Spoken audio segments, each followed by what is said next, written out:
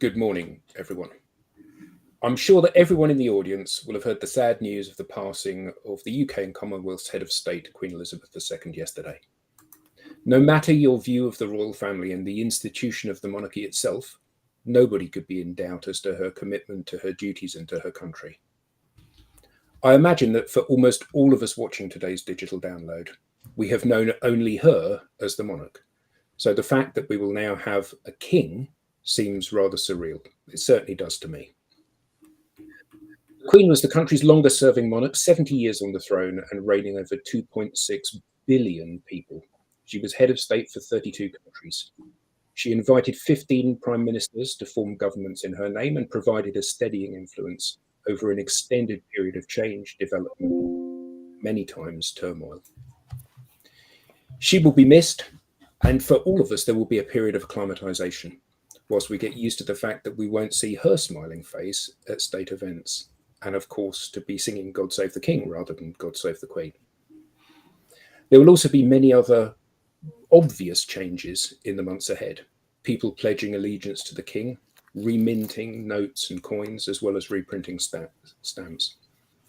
There will also be countless other things that will remind us that an era has ended, such as calling barristers and advocates KCs rather than QCs and referring to His Majesty's government rather than Her Majesty's government.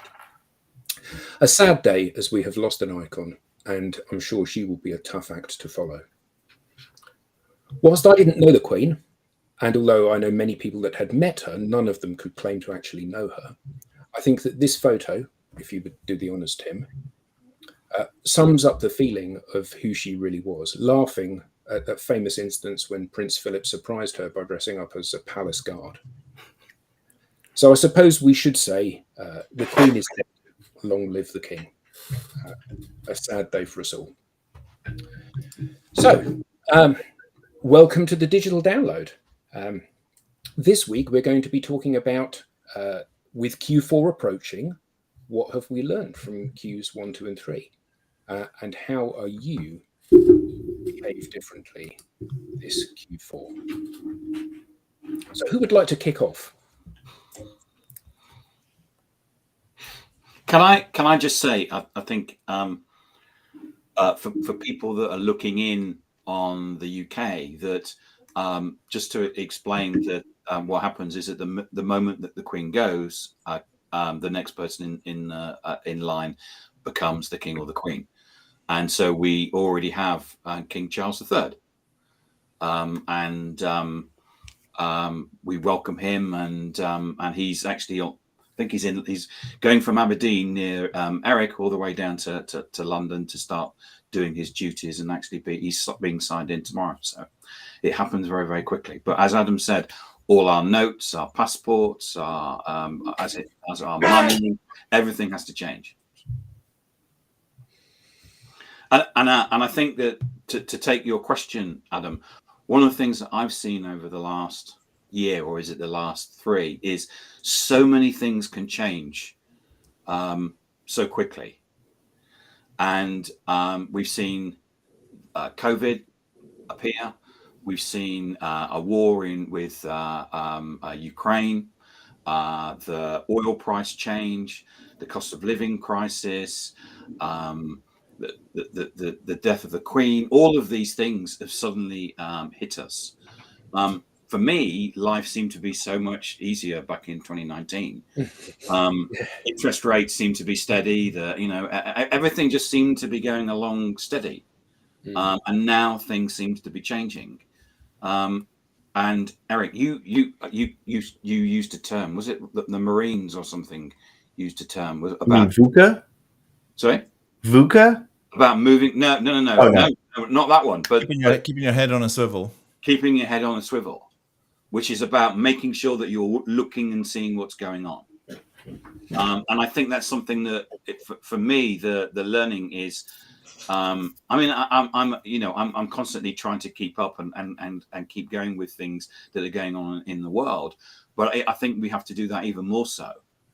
And quite often now, what we're having to do is whereas sometimes you would have looked at something and you would have laughed at them, now you actually have to look at them and actually you need to say, no, actually that's something that maybe we need to look at. Great point. I think, to follow on what you just said there, Tim. I think that the one of the things that we very easily do is we default into a normal behavior. Things are just ticking along very nicely. There's no imperative for change. Everything around us seems like it's a constant, and we've got our very place in this framework. And then, this year or two has brought home the fact that those things that are outside of our control can have a very big influence on how we view the world and what actually happens in the environment in which we operate. And we have to be adaptable, don't we? That's the key thing. We have to be prepared to change and have to be brave about changing. That is a great point. I don't know if you guys are ready to move on to, but it actually flows very well into the article or the post that I wanted to share. I don't know if I can share if we can, how does that work? I've forgotten now. I haven't done it in so long. There's a bottom at the bottom with Got it. Here we go. Okay, so here, this is a post from Jeff Frick. And, one of the big concerns, right, that management has, executives have, organizations, and actually employees all over, is what's the office going to look like? What is the remote work policy going to be, or hybrid work policy, or return to the office policy going to be? And here we have Andy Jassy, who is the new CEO of Amazon, who took over after Jeff Bezos this past year, saying that Amazon is going to take a different path than the other tech giants. Many of them have put in place a return to the office policy. Apple, Google, even Microsoft has at least a policy. Andy Jassy says they have no intention of mandating that people come into the office. What they did is they delegated that responsibility to individual team leaders. And they did this actually earlier in the year. And this is his quote, which I think is really telling. He says, "We don't have a plan to require people to come back. We don't right now. But we're going to proceed adaptively as we learn." And that's the real key, right? It's taking where we are today, adapting to that situation, and as we continue learning from employees and customers and market conditions, we will adapt. We will make changes, rather than try mandating to go back to something that doesn't work. And that approach is in line with what McKinsey is saying about what you need to do to attract talent. And attracting talent is going to be a major issue for every organization. Many organizations will not be able to achieve their revenue objectives because they will not be able to find the people that they need to do that. So that's my post that I wanted to share. That's one of the things that I'm thinking about for the third quarter, because we have a sourcing solution at Accelerate for organizations that's different from traditional recruiting, and we're going to be writing about and promoting that over the fourth quarter. I think it's admirable, and organizations need to be addressing this issue and more. However, I think there is huge scope for dramatic problems when the issue to cope with all of this is pushed onto individual team leaders, because then we get inconsistency in approach, we get personal perspectives, we get why is my team not and why is their team allowed. I think pushing it down to team leaders to decide what they want to do is a huge mistake. I disagree with that. That's cool. That's what this show is all about. And what does the audience think? I think it'd be great to hear what the audience think. it as well. Whenever I've been in a situation where the senior leadership team has said we're going to leave it up to the team leaders, it's caused nothing but eventual problems, because if Lorena's a team leader and Lorena wants everyone in the office, and that's what she's always believed, everyone's got different politics, they have different beliefs and all of that, and Adam's another team leader who's like, everyone stay at home, it's all cool, it's fine. That breeds a bit of animosity and a bit of why can't we? Now, unless those team leaders actually have instructions and issues and this is how we're going to play this as a corporate body, I think leaving it up to individuals is a cop-out, and also is a breeding ground for problems. Yeah. So here's my take on it, and why I think it's actually the right course.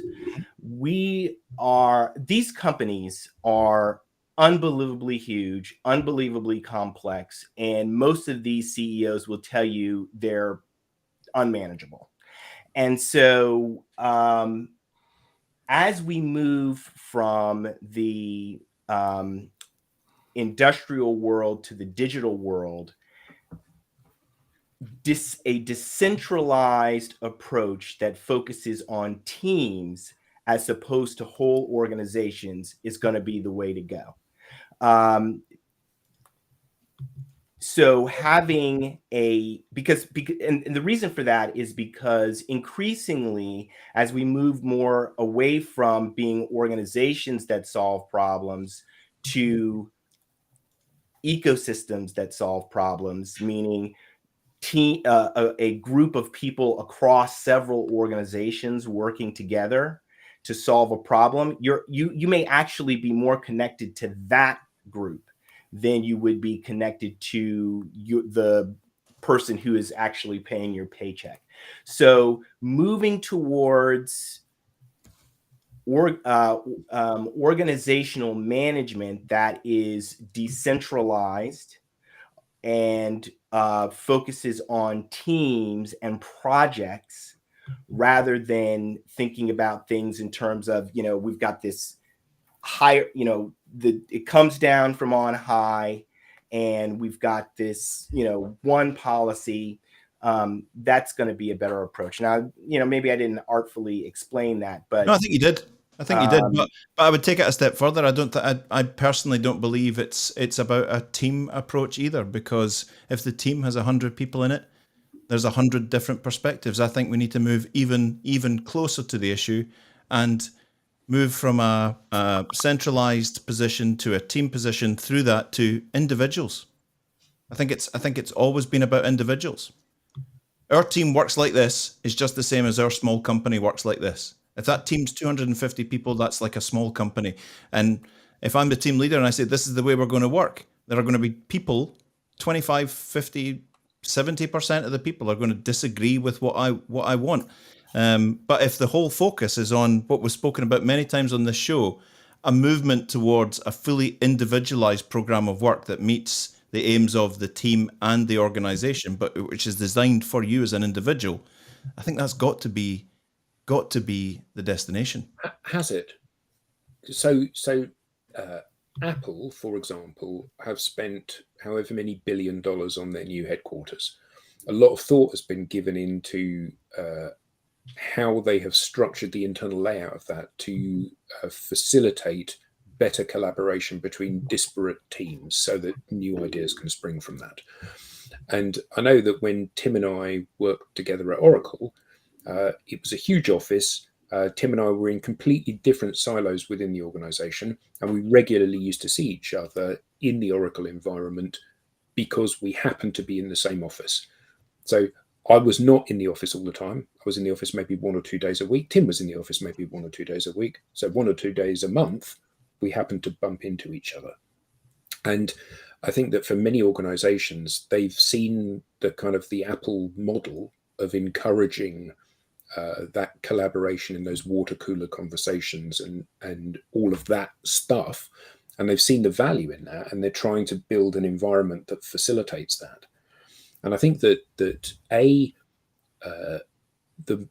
how that big machine works, and I think you're right, Lenwood, these machines have a mind of their own. You've got 100,000 people that work in a business, and no one person can understand quite how the dynamics of that fit together.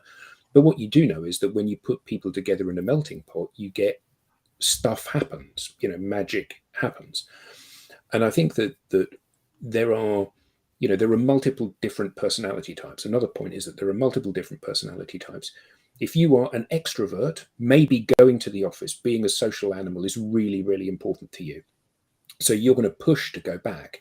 If you're an introvert, maybe staying at home and working in your office is how you want to work. But just because it's how you want to work, it doesn't necessarily mean it's how you could work or should work, or even how it's best for you to work. So you being forced to go back to the office to engage with people that you don't really know is probably quite good for you to do that. Not all the time, but some of the time.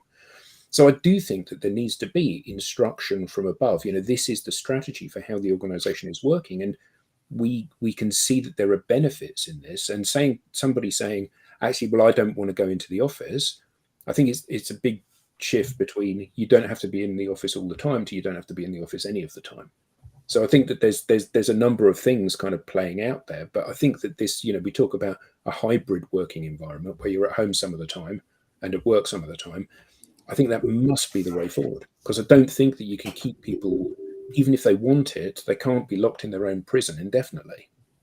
Yeah. So I want to share a practical. My wife works at an Amazon subsidiary, so I've seen this policy actually play out and heard kind of the stories of how people have responded to it, and the way that her department has decided to approach it is that they all go into the office on one day, required to be in the office, and they're all in the office that same day.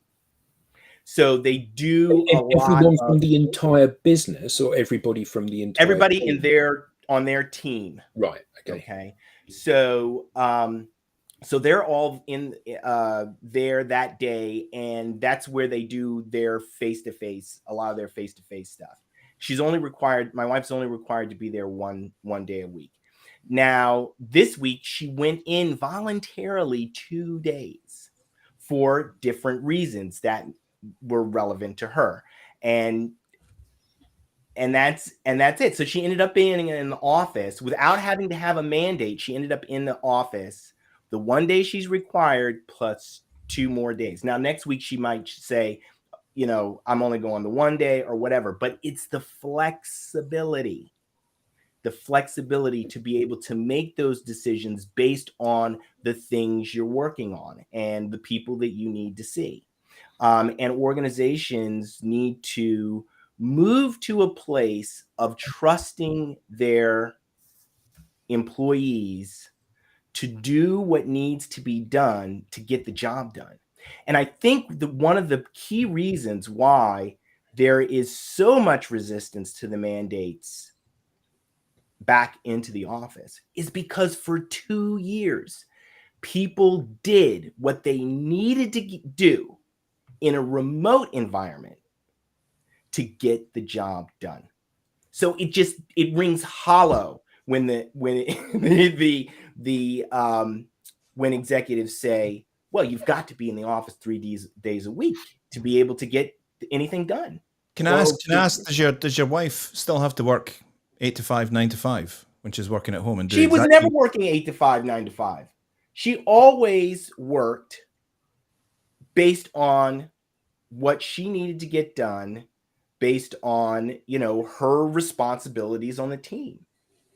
So I guess my question is I think it's all well and good saying we're going to move to a hybrid working environment, but it's exactly the same working responsibility, meeting structure, 8:30 to 4:30, whatever it is, and you're just sitting in a different room. And I find that kind of plastic, to be quite honest, that we've moved to a hybrid working environment, but nothing else has changed other than... You know what? Part of the reason why nothing else has changed is because you got a huge chunk of people trying to go back. They're looking back like, oh, it was so good the way it used to be, and they want to go back. Or like the initial concept that came out, there's not enough leadership direction from the top. We're not going to mandate what you do. Leave scope for this woolly kind of like the people that are looking back to drive it. Someone's got to make a decision about properly changing. Here's the decision that Amazon is making, which is what we need, what organizations need to do for the future, because there is no certainty, there is no stability. Forget that. So it's learn and adapt. So instead of trying to go back, think about ways that we can innovate to make the new environment work. What do we need to enable our people to be able to perform in this new environment, the new circumstances? And we learn from those innovations and we continue to adapt. But I think that we have, we've come from an era of people working in factories doing things, and their value has been based on how many hours they've put in. So you clock in, clock out. Still, there are plenty of managers that want that as well as task driven. So if you in the modern world, it should be, here's what my expectation is of you, Lenwood. When you've done this, you can do whatever you want. And if it takes you 30 minutes, then great. If it takes you 30 hours, well, that's not so great for you, but it's great for me because I still get the job done. But actually what we have is we have a culture, certainly in the UK to a certain extent, of this is what I expect you to do, and I expect you to work this many hours, whichever is the greater. So if you're working 8 hours a day, you have to deliver this value with it. If you're delivering this value, you have to work 8 hours a day as well as delivering that value. And I think we need to get away from that way of doing things. Because at the end of the day, if you're being employed to do a job, you need to do the job. That's the objective of being employed. But I do think that the problem with the hybrid environment is that what you don't encourage is the spark of innovation within the organization. It's hard to get everybody to come together to innovate in a particular environment at a particular time, as you do when you're working remotely. So Tim says, right, we're all going to jump on a call at 2 p.m. So we all jump on a call at 2 p.m. and actually nobody's feeling innovative. So we sit there going, hi, what's up, Dave? And it's actually, that's the problem. The problem is that Tim and I bumped into each other at the water cooler at 10:45 one morning by chance, and we innovated. Eric and I were grabbing a coffee mid-morning and we innovated. That's the value, and that's completely disrupted from the fact that we're not having chance encounters. Yes, I can phone Tim, or I can phone you, or I can phone Eric, or I can phone Lorena, but that's not the same as just bumping into you and going, all right, how's it all going? Yeah. And so I think that's the challenge, isn't it? I agree with that. And let me just say this. Let me make this one point. It's okay.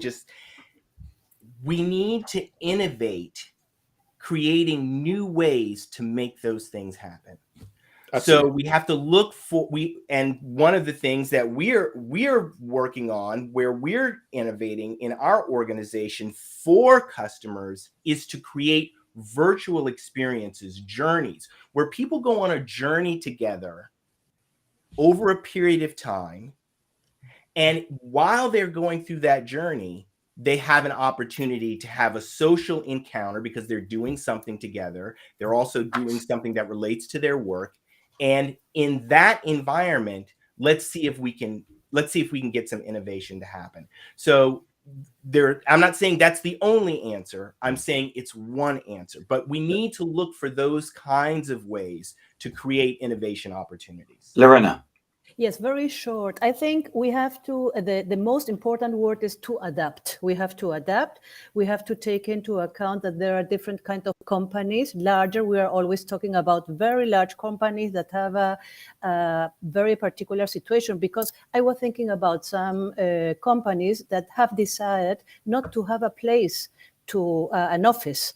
And the people were not very happy with that, people that work because they want to go. I know people that were very introverted, and although that they wanted to go to the office and suffered really during the 2 years because they were introverted, they had no opportunity to be with people, and they quit from their job.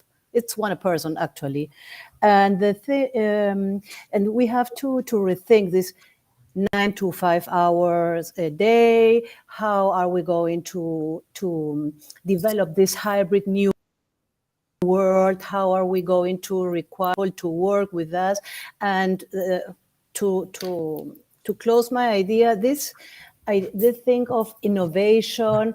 I really don't agree very much, Adam, that having coffee or that there is a place to innovate, actually, because it happens very, very few times. I've seen lots of people spending time having coffee and bringing nothing to the company. So I think this has to be also studied and assessed very, yeah. Yeah, I agree with that.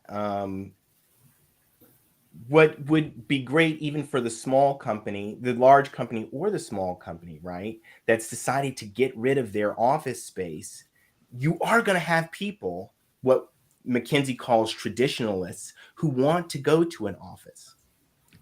Why not a co-working facility? Yeah. Have a partnership with a co-working facility that gives your employees an opportunity. They want to go someplace, they can go to the co-working facility, they can work there. You know what I mean? This idea that it has to be our people in our space doing this, I mean, it's so outdated. Yeah. And I think, that's a solution to, wanting to get rid of that line item of having the 10-year lease for space that's not being used. Can we get rid of that money or get rid of that expense, but still serve the needs of our employees by getting into an agreement that's a little bit more flexible? Well, I think that dovetails with a little bit of effort nicely into this whole kind of what we're doing differently for Q4. That's about change, and there's some big things going on. So yes, as a company, you've just invested $200 million in refurbishing your office on the basis that everybody's going to go back, and they're not going back. So you decide you're going to shed the lease, and there's then an office building which is empty, and people have invested hundreds of millions of dollars in building the office, and now the office is empty. So it needs to have a change of use, or another company needs to move in there, or Or becomes derelict. Or it becomes derelict, yeah. Or become flats. Yeah, so there's a whole sorry, in American. That no one can afford. Hotels. bigger things that are above our pay grade to decide, and this is a process of change. But to come on to the topic that we were going to talk about today, the process of change is like, what have we learned in Q1, 2, 3 that's prepping us for Q4? Because we talk about, we're approaching the end of the year, and we're either going to try to make a big bang in our sales this year, or we're going to prime the pump for having a big bang in 2023, either of which is okay. But my sense is that for many organizations, they're still hanging their hat on the fact that things will go back to normal now that COVID and the effects of that. Yeah, and we're all shaking our heads, but actually we see this every time we have a conversation with somebody. They say, so what are we doing that's currently working? Nothing. How did our last campaigns work? Not very well. How's our cold calling working? It isn't. How's our emailing working? It isn't. What are we going to do to generate revenue for for 2023? Well, we're going to do more of those things because that's what we know. And actually, the whole, back to Tim's original point about we're in a very dynamic environment, particularly at the moment. There's all of these kind of things coming in from left field that are fundamentally changing our view of the world. And the issue that we have is that people are risk averse and change averse. People have to be able to look pragmatically at what's going on and say, this isn't working, we're going to try something else. And actually that's a challenge, isn't it now? Yes, and my post of the week is in that way. I don't know if you have it, Tim, but it's a post. It was published by the managing partner of Baker McKenzie Peru, and it's very interesting because what I've noticed during the last years, there were no managing partners posting or CEOs posting in this side of the world in Latin America. And the thing is that they have decided, they are publishing that they are working on their culture. So it's a consequence of the whole situation of COVID, of digitalization, of everything that is changing the way firms are conducted, the way that, for example, managing partners are behaving, maybe on digital, they are sharing, they are not keeping it only for them, so they don't feel vulnerable if they say, okay, guys, we are going to change our culture, we are working very hard on it.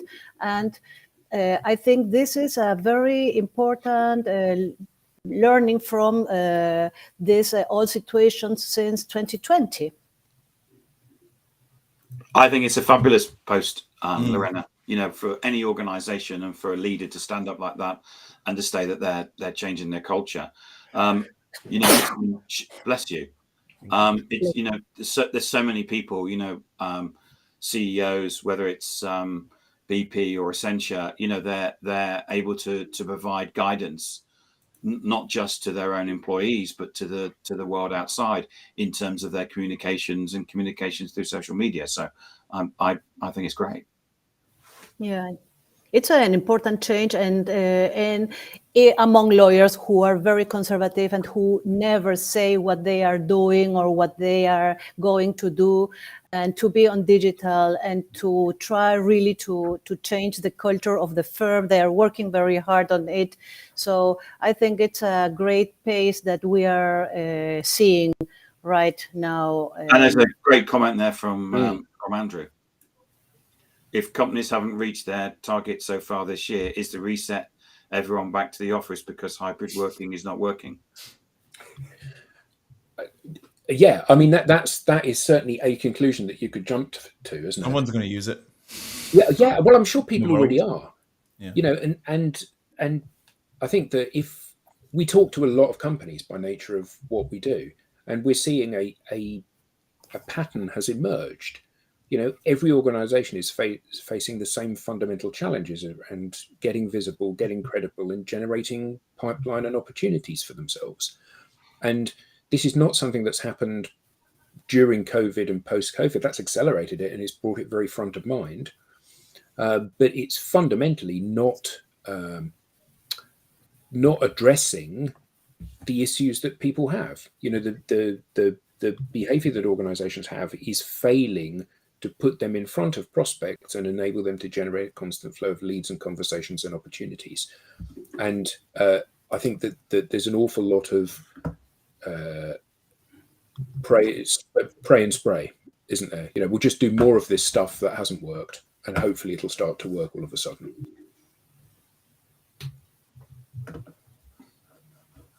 Yeah, I'm watching some of the conversations that are taking place in sales groups on Reddit, and it's quite interesting to see the change in the tone and the change in the the view is now that if you're using cold calling, you have to use a dialer. You've got to be doing like 1,000 calls to basically get through and do that. I mean, it's that fundamental. And this is, anybody can join the sales group on Reddit and see this stuff.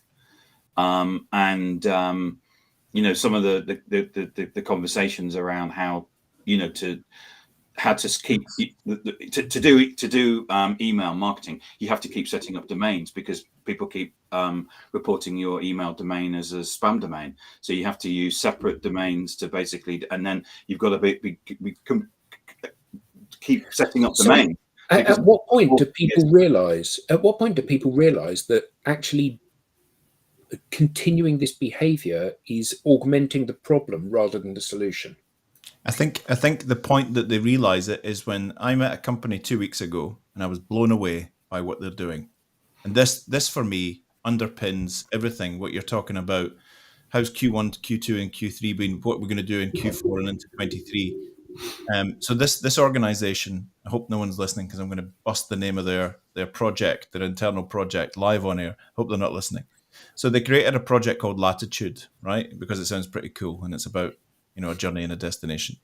They decided that the board were too busy being board members and busy in their individual functions. So they took a group of 6 people out of the team and gave them a bit of budget. And they didn't take them completely away from the responsibilities, but they've given them quota relief if they're in sales. They've given them responsibility relief within the company. And that group, some of them relatively senior, no one super dominant person, but a team of people that have to go back to 2018 and looked at the evolution of their business they call it from concept to cash. So if we have an idea, and then we then put that into product development, product testing, marketing, blah, blah, blah, sell it, make cash, make profit. So that process, make a root and branch analysis as a project team. You can have resources, you can have a bit of money to do this, but analyze everything that's changed and everything that's available in the market today that's current knowledge, and see how we need to reshape ourselves to fit into a modern world with digital and modern working, like Lenwood's been talking about. How do we do that? You guys are going to lead this. You guys are going to make proposals to this board to tell us what we're missing, because we've got our heads down doing, fiduciary responsibility and dealing with banks and shareholders and all that. Go out to the world, find out doesn't have to be the best, but what are really good working principles right now that are keeping companies ahead of the game? What are the companies that are succeeding now doing, and what have we missed? 18, 19, 20, 21, and the first half of 22, and come back and make proposals. And you guys run this, and you tell us what we need to do, please, to keep ahead of the game. I thought this was phenomenal. And some of the latitude projects that have come out have redefined how they create demand for their products and services. And they're making a move towards understand. So the answer was digital, social. How do we do that? Well, currently what we're doing is not delivering. What do you mean not delivering? Give me evidence. Show me, don't tell me, show me. Right, we did this, and this for the last 5 years. It hasn't worked. What do you mean it hasn't worked? Well, we've spent all this cash and it hasn't given us a return. Show me how. Proper analysis. What's going to happen if we change this, and this? How do you know? Because they're doing it. Right, okay. And what else is to follow? Well, we think it's this, and this, so let's factor that development into the project. So the internal change agents inside the company are the people, as Tim and I were speaking earlier this morning, with their heads on a swivel. Modern professionals are busy. They're really busy. Lenwood's wife, probably snowed under with all the projects she's got to deliver. Lorena, Adam, and all the people on the chat here, super busy. John Bloomfield works for a leading ROV company, and John doesn't have a minute in his day trying to get these things rented out and dealing with complex project tenders and all of that. So take a couple of people that know enough about the market, know enough about the sector, know enough about the organization and how others are working in this space, and redefine the future. And I think this level of analysis and investigation is the only way to treat this properly. Doing a little bit here, doing a little bit there, telling people they can work hybrid and all of that, just little tiny pockets of thing. It's a proper reset and rewire of the commercial fabric of these organizations. And I loved that. Project Latitude, I loved it. I love it too. I love it too, Eric. Thank you, Tim. Are you okay? Tim? Are you okay? Oh, he's writing a blog about it. I'm writing the tweet. It'll be out before the end of the show. I told you, mate. I've done this before. Can I get the tweet out first? Give us a chance. Exactly. Everyone on this call, back me up. but Eric, what you described is really the future of the organization. This idea that the top knows what to do and the rank and file follows that's just no longer applicable. You've got to move decision making and action into the heart of the organization, which is all of the people, in the middle. And you've got to get that organization learning and adapting more quickly. I'm going to write a blog about it. You'll see it. But I saw a graph that showed, technological change is going like this and organizational change is happening like this. Why? It's because executives are not investing in their people and helping them to learn how to learn and be adaptable. And that's critically important. The other piece is social. So critically important because you've got to get your employees listening and having conversations in real time with your customers, your partners, and your competitors, and pulling that information into the organization so that you can take that data and do something with it, because the market's moving too fast. Everything is moving so fast. There's no time for, they talk about waterfall. I mean, there's no time for anything like that. There's no time for taking it up the flagpole and having a big meeting and all that. No.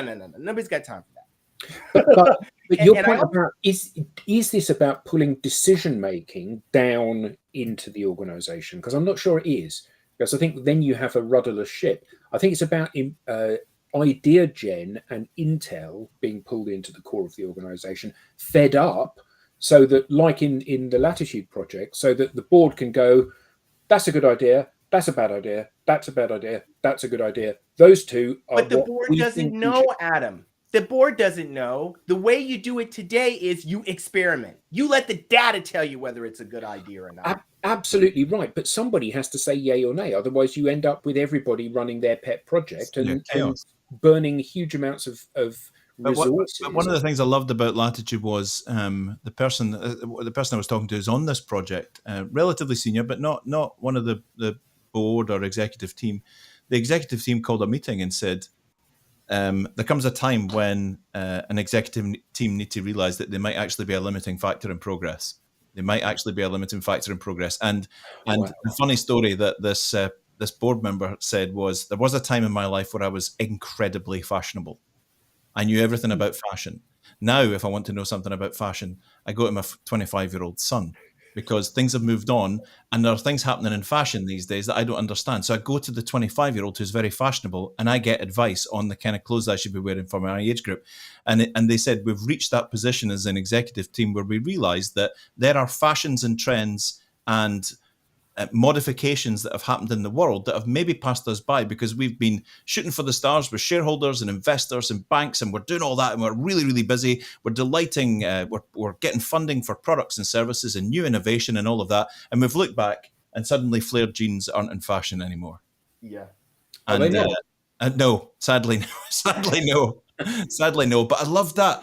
So for me, the what are we going to learn about Q4 is I sense with that gives me an amazing sense of well-being that executive teams have realized that this isn't a tweak here to sales and marketing or a little tweak over here in digital, a little tweak. This is a proper commercial rewire of everything that we thought was good and proper about business, and reevaluating everything to try and find the best, the most current, the most effective and most efficient ways of working these days. And I loved that. Thought it was great. So Is this last quarter of the year, is this an opportunity for organizations to throw caution to the wind and try stuff? I don't think it's even about that. Honestly, I don't think it's about trying. I think trying is wasting more time. I think doing. For me, it's about doing that Latitude thing. It's about getting the evidence. Trying is okay. No, I mean, okay, maybe not trying, maybe trialing these new ideas, because we run a very real risk, or many organizations run a very real risk of Q4 playing out like Q1, 2, and 3 this year. Yeah, they've done something which has got them into a situation where they have no pipeline. They are hoping, and I say pipeline as if that's the only problem that they need to solve, because obviously it isn't, but it's the most debilitating problem, isn't it? Because you can't hire new people, you can't do anything if you've got no cash in the business. Yep. So they've executed on a series of behaviors that have gotten to a point where there is no pipeline, and now they've got 3 or 4 months when they can trial new ideas to see whether that delivers some pipeline. Because what we know for certain is that if they do more of the stuff they did in Q1, 2, and 3, they're going to end up with the same output at 3 months down the line. Somebody had in their LinkedIn headline, if you don't make the change, and I'm paraphrasing because I don't remember exactly the words, if you don't make the change this year, you'll make the change next year, you'll just be a year further down the road. At the end of the day, we are being forced to make these changes, and you're either going to do it now or you're going to do it later, but you're going to do it. You can learn it the hard way or the easy way, but it's a lesson you're going to learn. Or you'll become part of the commercial detritus that we read about 10, 20 years later about that company that used to exist. What happened to it? Yeah, absolutely. No doubt about that. What's that? Kodak. Nokia.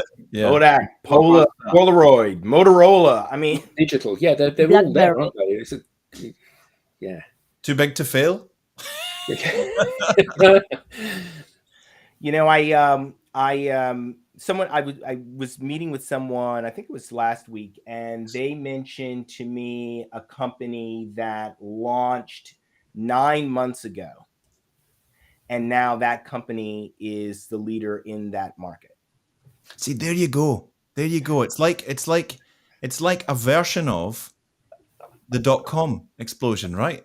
Where a couple of cool people get together with an idea, get really smart with digital, and unseat the big trusted, like well-known institutions and just blow them out the water.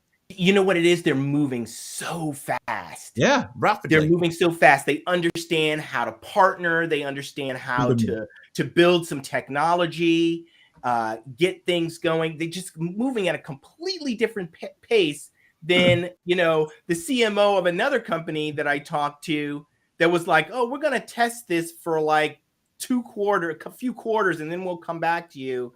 I mean, I was like, if you think you've got 2 or 3 quarters, forget it. I mean, I told you about my friend. I was actually talking to him before I came on this call. I don't know if he's listening because I told him I was going to do this. He owns a big IT infrastructure organization, reasonably big, down in Glasgow, and he decided that he wanted to go and formalize some of his qualifications. So he decided to go to Glasgow University and do a sort of an online MBA, but you had to do a couple of sessions in front of the class, the cohort you were going to be with. And he turned up, and Stuart's in his 40s, and he turned up and he said, I'm just going to do this. I'm going to do this MBA. I'm going to formalize this stuff that I already know. And he said, I walked into this room and sat down, and it was a bunch of young, cool, beautiful, you know, boys and girls, right? And they asked to, like us, like this group here, and they asked to introduce each other. And the first guy stood up and said, hi, my name's Jack. I'm 26 years old. I'm on my 5th startup. We sold our first startup for £1.2 million. And we then moved into another tech startup quickly. We got the churn out the way. I wanted to get 5 under my belt before I was 25. We're now on our 5th big startup, and we're on our way to selling that for about £5.5 million. But I wanted to do something formal because I've been so busy, so quickly doing stuff and getting funding and starting up all these businesses and all that. I realized that I don't have any formal qualifications, so I'm here to get that. And Stuart went, oh man, I'm in the wrong room. I've never felt so out of place. And he said after the 4th or 5th story like that, with these cool, young, bright adults that are comfortable with this speed of change and comfortable with try it, set it up, blah, blah, blah, do it for a little while, sell it, move on, start the next one. It's just like, oi. That's how they're doing it. And that's how the younger generations view work. I'm going to this organization to get this experience for a couple of years. Then I'm going to go and do something else, because they have a vision in their mind for what they want to do. And they're looking for the experiences that will give them, they're looking for the experiences in different organizations that will give them the skills that they need to be able to do that thing. They don't think, oh, I want to go and work for X company for job for life. Yeah. I mean, that isn't in their head for a nanosecond. It does not occur to them. Give me what I need because I'll be moving on soon. Yeah. Is this representative of most businesses out there? Because I'm not sure that it is. I think we get these little things that pop up and grow and balloon really quickly and get this kind of this coverage, and we get these bright young stars that go to these organizations because they're looking for purpose and they're looking for an exciting roller coaster ride and all of that stuff. But I wonder whether or not that is a tiny little sliver of what's going on out there. Because, what, Adam? IBM and Accenture and McKinsey and Saudi Aramco and all of these organizations can still crush these little insects if they choose to. It's still that these are a tiny little at the moment, and they may not always be, but they're they're little annoyances to the big players and no more than that at the moment, aren't they? I don't know. Adam, I don't know. In isolation, one little startup is going to feel nothing to the large organization. 2,000 startups in that marketplace, and they're going to see 30% of their market share go to them because they're all getting a little 0.5%, a little 2.2%, and they're going to start to feel it. Yeah, this is Maybe. this is McKinsey quarterly that came out. Okay, if you go to my article that I wrote yesterday, okay, I talk about this, and it's also linked in the article. This is an excellent breakdown that McKinsey did of what their view of what is happening in the labor market. And what they do is they talk about the traditionalists, which are, people who are in corporate America, or not, the traditionalists, they're like maybe, I think they said 25 to 45, something like that. These are the people who have a they're like career oriented, and they're looking for a compensation package, and they're willing to make trade-offs, to in terms of getting in terms of what an organization company does for them and the compensation they receive. McKinsey calls those folks traditionalists, and they say that group represents about 35% of the people out there. And then there's another 65% that are broken down into 4 other groups. So you're right, Adam. The people that Eric and I were just talking about, they represent a smaller section of this non-traditional group. And what McKinsey says is the value proposition for those traditionalists, that needs to be sharpened up. But those people are the people that your recruiters and your job boards, those are the people that you can access it through that mechanism. Okay. The other 65%. Oh, let me just say one more thing about those traditionalists. There are not enough of them to run the economy. You know what I mean? Like, your organization needs more than traditionalists. You need a new sourcing mechanism to find these non-traditionalists who are out doing all kinds of things, and organizations need a completely different value proposition and sourcing mechanism to be able to access those people. Is this like finding the change makers that Eric was talking about over the Project Latitude that they were using? They were finding. You're going to have change makers in that traditionalist group. It's not to say that there are no change makers in the traditionalist group. It's saying that the traditional value proposition between work, employer and employee basically still works for this group. Okay, if you give me a few more bucks, I'm willing to get my butt on a commuter train and go into the office. This other group, they're like, there's no way I'm going into the office. So don't come at me with that. Okay. Or, you paying for my commute isn't enough for me to change my. So it's McKinsey is saying that this group, and within that group, like I said, there are 4 other groups. And to get at each one of these groups, or personas is another way to say it, the organizations will need to craft value propositions that match the things that matter to people in those groups. And so basically, instead of having one kind of value proposition that an employer offers to attract talent, they're really going to need 5 based on the personas that McKinsey, and they're going to need a new sourcing mechanism, because you will not be able to get it. These people are not searching LinkedIn for jobs. They're not on job boards. That's not how they operate. Can you hold up your response? Can you share that? Can you share the link to the report? Yeah, I could pull it. I'll put it in. I guess I'll go to my. Yeah, I will share it for the people. Can you hold it up for a second? Just what you. Yeah. I just wanted to give you maximum respect. Because hold that up a second. Is that I've heard about these? Is that a printout? I haven't seen one of them for. I've got vague recollections about them in my memory. From the Granddad ancient told you My about granddad told me about them. My grandfather told me about them. Is that a real This live is- printout? This is something called paper. And you talk about traditionalists. It's not an original though, Eric. It's a photostat. It's a photostat. Are you gonna? Can you telex that over to us, please? Yes, I will email it. Lenwood, we've had a question from Melissa Drew. Are these traditionalists represent the remaining baby boomer generation?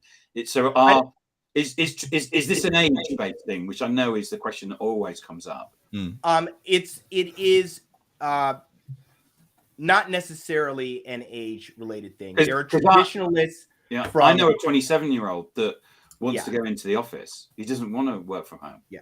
Because Yeah, going to the office means that he can go out in the evening and get pissed with his mates. I'm going to be honest with you. In this report, I don't think they have an age. I don't think baby boomers are represented. They're already out the picture. I mean, truthfully, I think it's I think they start with generalist, and start with Generation X. Gen X. Yes. Exactly, Gen X. So, but just on that point, they say something else which is really unbelievable. What they say is, and we kind of were just talking about it, the churn in the labor market, people coming in and out of your organization is going to be so great in the coming years that it's basically going to be like new all the time. Because, like I said, we're moving to this environment where either your job is changing very rapidly. Like, how many people start a job in an organization and 2 or 3 later it's like, I'm not doing anything on this job description that they hired me for. Yeah. I mean, I'm doing something completely different. So, so that's happening more and more. And the velocity of change, it's just something that people in organizations and the leadership of organizations need to get more focused on agility. Okay, this creates a really big problem long term. So that one of the issues, Seth Godin said this famously a good few years ago now. He said the problem with marketers is they break everything. So you move from a fax or postal distribution of your message to an email distribution where distribution costs nothing, and therefore you can scale it infinitely at no cost. And the problem is that when you're the first one sending emails, that's okay. When you're one of 10 or 100 or 1,000 sending emails, there's a problem. You have to send more emails, which means that the emails become less effective. Now, surely the problem with this fast churn in the labor market is that if everybody in your organization is a new start because the dynamic of the space has increased to such a point, the one thing that you're not employing is skills. Because they haven't got any, because they haven't learned how your organization works and the structures and the processes within your organization. And that's encouraging people to find other routes rather than employing people. So if I can pay you a salary to work for me, Lenwood, and you've been here for 5 years and you know everything about how the organization runs and you're trusted, that's one thing. If you're a new start and next week you're replaced by another new start, or next month or next quarter or whatever is replaced by another new start, you're always a trainee within my organization. So why would I hire a full-time employee and not a person that's casual labor or a 0 hours contract? And B, why would I not seek to replace you with an automated solution like McDonald's have done behind the counter of their stores for buying food? Now the problem with that is that the individuals that are seeking this magical place where they get purpose and the fast ride and all of that are in fact sinking their own ship potentially, aren't they? Lenwood, have you seen the comment from Alistair Dickinson? Oh, what's it say? What? Already seeing it, Lenwood. The churn and charge is so much bigger. Yeah. But in a way I like. Yeah. It's it's like adapting to it. You just got to adapt to it. I think there are some things, Adam, that that organizations should be focused on doing, if they have not already done, that are different from the way we maybe came up in organizations and how they operate today, in the sense that the repository of institutional knowledge is moving from people to systems. So we've got data. We've got data about what happened when we did X, Y, and Z, or that, and so you have less of that. You are still going to have a core group of people, your traditionalists, who are, you know, kind of going to be around, right? It's not to say that they're necessarily slower. They just like a different way of operating. So I don't think it's actually skills that you're losing. I think there's something that's lost, but I don't think it's necessarily skills. I can't remember what my thought was that as specifically. When the business cycle is changing though so quickly, I don't really know how much you lose.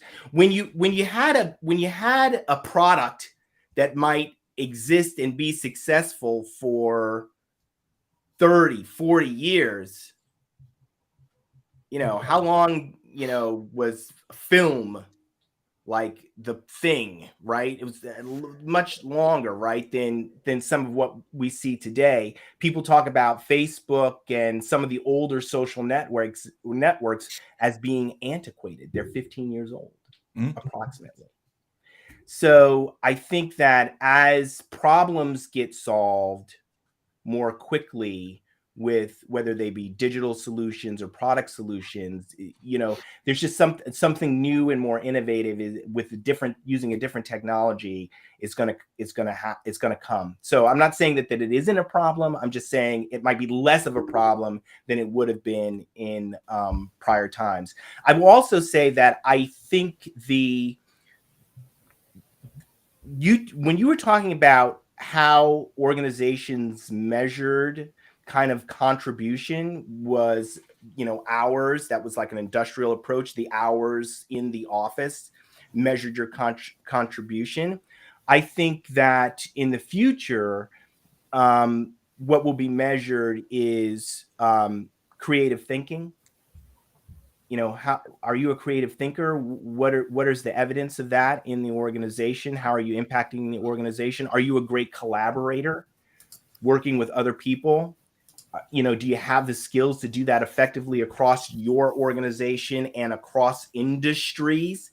This is why social is so important. You need to be able to learn how to meet and build relationships virtually with people in your industry and outside of your industry. And then the third thing is, can you create something new with other people? And how can you demonstrate that for me? And so when we talk about those people that Eric was saying that are described, that are, hey, we did this, we built this company and we sold it. That is the type of thing that a lot of organizations are looking for. They're looking for those people that know how to identify a problem, create a solution, monetize it, and move on. Brilliant. And I think a great way to round up today.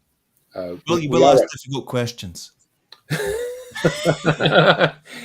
Yeah, well, I think what's always really interesting about these sessions that we have, it's like an internal meeting that's externalized, and you know, we debate these things and we go in different directions, and we get loads of input from the people that are in the audience, and I always find these incredibly educational experiences that help shape my thinking around things. So thank you all, the team that's on the call today. Thank you all in the audience. What a fantastic Thank you very much. we've had from all of you guys. It's been wonderful. And hopefully we'll see you at the same time in the same place Next Friday. next Friday.